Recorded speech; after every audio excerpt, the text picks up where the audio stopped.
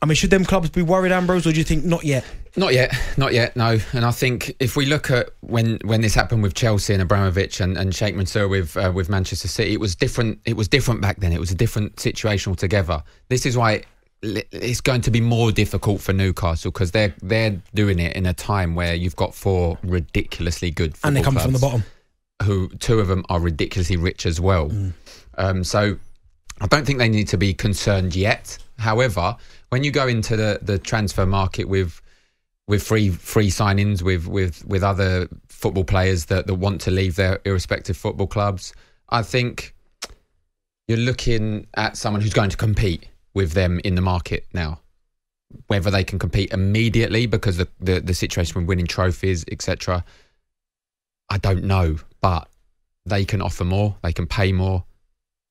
It's also going to be a very interesting proposition for a footballer, isn't it? Like, just to be in that first wave, like in terms of just the interest generated in football at the moment, Newcastle United, top of that list. Yeah. They're also going to spend loads of money. You know, they're going to spend a fortune on the training ground. They already have a beautiful stadium. In terms of the allure of the club, I feel like players will be really interested. You know, if you're a player, come to the end of their contract, you're going to start thinking, firstly, I can make a hell of a lot of money. But secondly, the training facilities are obviously going to become phenomenal. The stadium, and they are already, by the way. Are they? And the stadium. But you know that they're going to elevate. They're going to elevate the whole club. The whole city, in fact, will get a bump out of this. What I will say is quickly, Rory, before I don't want to interrupt you, but I'm telling you now, if a player goes to a club like Newcastle, the last thing they're looking at is the training ground. You know what I mean, Daz? Yeah. No player moves to a club and goes, oh, I quite like the training They'll ground. be looking at the contract for one.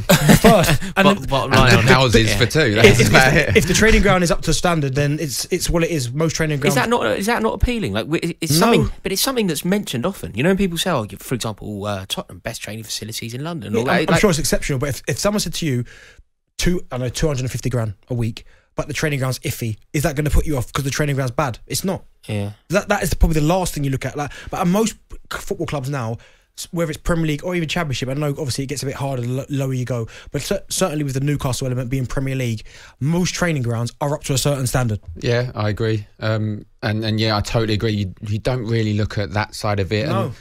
And you don't really look at the stadium as such as well.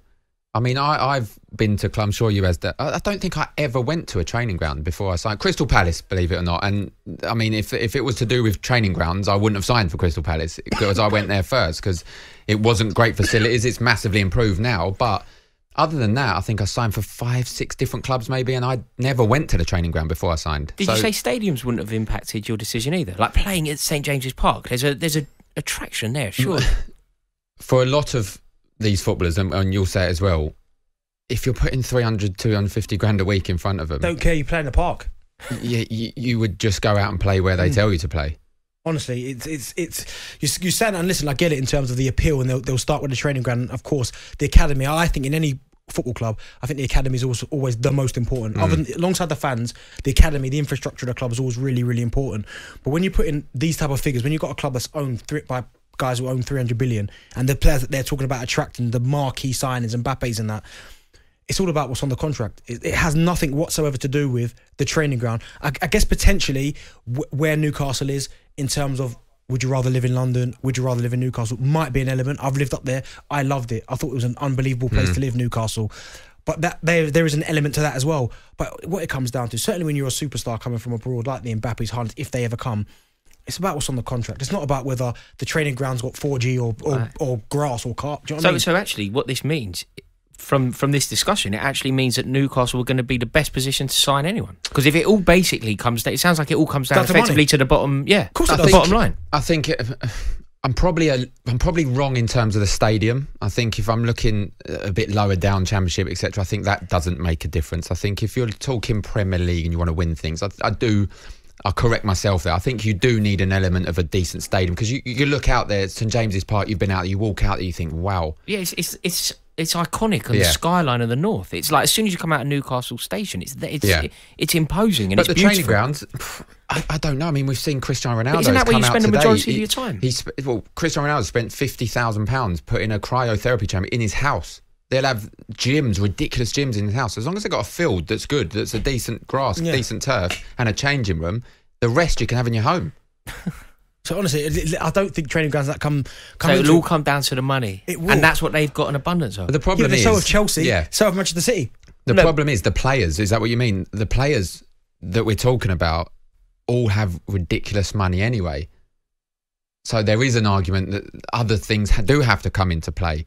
The training ground's never really been nothing for me. I've never even been there when I've signed, like I said. But these guys like Kylian Mbappe, I mean, what's he earning now at PSG?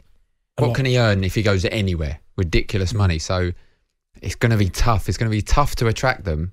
I just think it'll be tough. They're buying into a project. I just think it'll be tough for Newcastle to attract these top players. I can't see them getting a player that Chelsea or Manchester City want. I can't see Newcastle getting them before any of them. What about Harry Kane? Wow. I think he'd go to City before Newcastle. Now I say this because are Manchester City, are Chelsea, are they going to be paying 100, 120 million in the summer?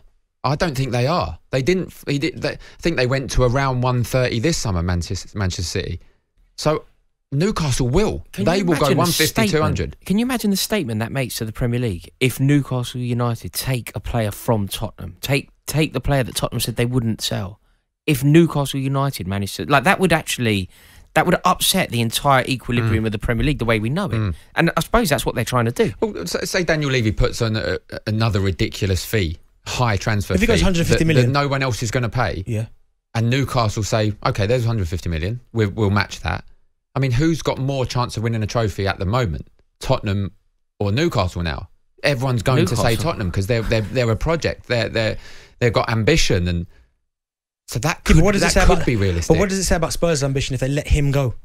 It's not about what Spurs' ambition is. It's what Daniel Levy wants for the player. And if like we see in the summer, if he got that, he wouldn't be there now. Well, you think there's reports at Newcastle, they're talking about maybe 190 million, 200 million in January to spend in terms of I think it's the fair play and all that. I think it's around 200 million they're talking about in the January. Yeah, because they haven't spent. They've done themselves, they've done them a bit of a favour because they haven't spent, like, cumulatively for so long. I think the net spend is 10 years over the last 10 million over the last how many years it is. So it means that they can massively go for it this summer, can't they? So if Harry Kane's 160 million, what you think Newcastle? But does Kane want that? Because Kane's whole thing is to leave to get medals. January, it wouldn't happen. I don't think they'll ever get Kane because, as you said there, it's about winning trophies. But as soon as they got one, if one statement signing, marquee signing arrived, or a manager, or Conte, I feel like then it's just a domino effect, isn't it? Then they'll all be falling over themselves to play for Newcastle. Newcastle will become the desired destination. January is massively important in terms of transfer window. I think you've got the list in front of you. What Chelsea done in their first transfer window? They need Chelsea to get it 11. right. Chelsea in Abramovich's first summer. They did 11, and it was sensible because there were some players like Glenn Johnson.